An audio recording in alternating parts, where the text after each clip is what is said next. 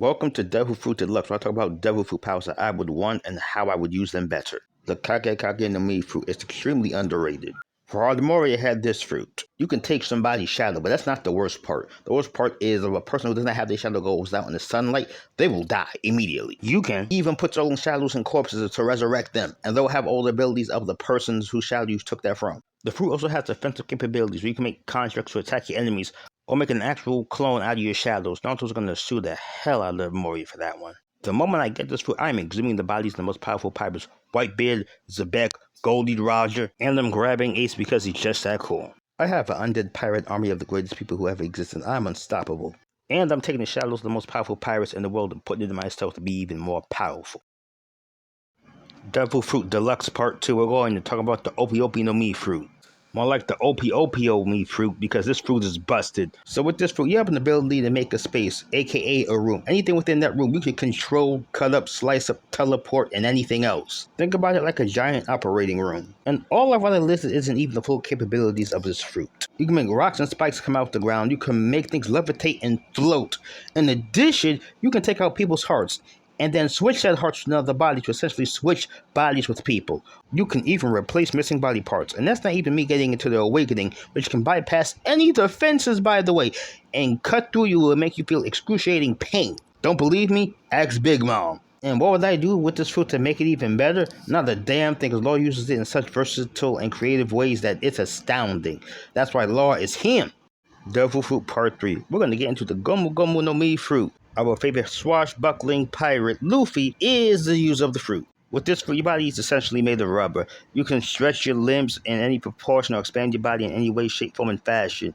But what makes this fruit very unique is how Luffy uses it. Gear 2 is a great example of this, where Luffy uses the properties of his rubber body to increase his blood flow, to increase the speed and power of his attacks. In Gear 3 is this man expanding his limbs to Godzilla proportions to knock people out. Who are you fighting, Godzilla? And it gets worse when he uses Haki, because it's coded in armament Haki, and when he punches you with that amount of speed and force, a simple painkiller won't take away that agonizing pain. Lastly, the awakening of the fruit allows you to use Toon Force. Pretty much your imagination is your ultimate weapon. You can be hit, stabbed, shot, and your body will contort in a way which defies reality. And did I mention he can apply those rubber properties to the environment around him, not just himself? The Gum fruit is busted. Devil Fruit Deluxe Part 4. We're starting off with the human fruit, with my favorite user, Tony Chopper! This fruit allows our favorite mascot to turn into a human or his hybrid dare human form. Doesn't it sound cool? Look at this. You see that? That is the body of a golden god. Bad enough this man has this fruit, but he's also a doctor. This man uses the rumble balls to give himself a variety of modes and transformations along with his devil fruit. They got heavy points if he wants to slap the crap out of you. He has arm point for precision attacks and hits. Kung Fu point if he just wants to show off. And monster point. If you ever see this, just pray to God, because your life is just up that day. You're just a dead man. Look how cute and durable he is, and he can kick your ass on any day of the week. Hey, yo, Chopper, where that rumble ball at? Yo, I want some of them powers, bro. Share with the homie. The Gorgor fruit is no joke. It has literally the power to destroy the world. It belonged to Whitebeard, but now is in the hands of Teach's treacherous ass. Yeah, you can create ripples and tremors through any medium, whether it's air, liquid, solid. I don't sound too impressed. Let me show you a demonstration. This is what it can do. It's lifting up land masses and seas. Oh, hell no. Tsunamis, earthquakes, oh my. Oh, and it does worse than that. You can even hit a person with that. And that's way worse, because the ripples go through the person. Ask Akainu. It can also be imbued into his weapon to increase the range of its attack, which its range is already crazy enough as it is, nearly annihilating all the marine for it. Pass me that fruit, because I'm going for world domination. Let's get into the Suna fruit. This Logia fruit belongs to one of the OG One Piece villains, Crocodile, Mr. Gangster himself. With this power, he can manipulate sand in any way, shape, form, and fashion as he chooses. He can touch you and make all the water in your body evaporate and any moisture with it. Hell, he even did that with the entire continent of Alabasta.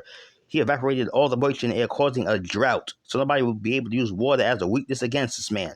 Damn that genius. Can even make blades and tornadoes with his sand to cause even further damage, and remind you, if a single piece of sand touches you, that is, you're behind. Oh yeah, and being a Logia, you can't touch him. You can shoot him, come up, or whatever. You can't touch him. Unless you know armament Haki, but I'll tell you that you ain't touching this man worth a crap. If I had the power of this fruit, I'm drying up my lake and grabbing every fish and it ain't cooking it.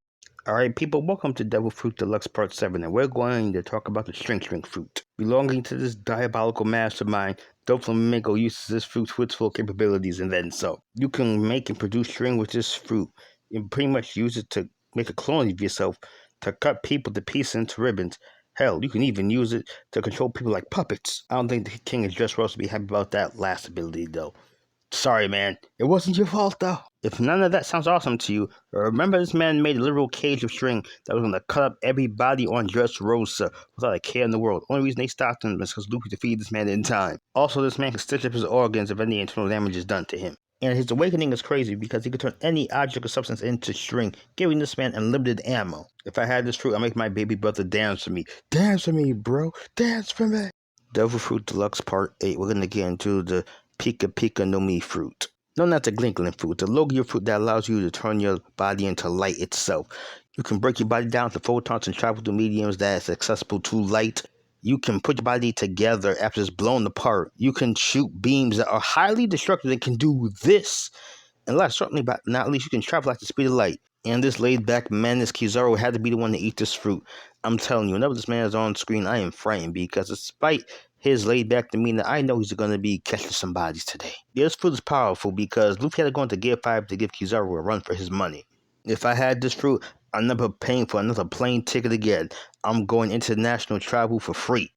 Alright people, welcome to Devil Fruit Deluxe Part 9, and we're going to talk about the Dragon Fruit Brachiosaurus model. This fruit belongs to one of my favorite villains in the Wano arc, Queen. This flashy yet sadistic scientist can turn into whole Jurassic Park, a whole Brachiosaurus. You see those neck muscles? You see how tight they are? This dude never misses neck day.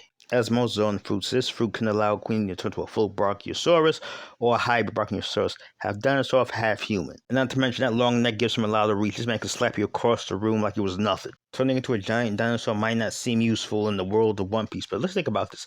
This man's a part cyborg, okay? So he can use the cybernetics to enhance his body to make his attacks even stronger by shooting out his head and shooting you with laser beams. If I ever see a dinosaur do that, I'm calling it quits. I'm not fighting you. You can have that. If I had that fruit, I'm going to the NBA because I'm being the best defender there. I'm intercepting all shots.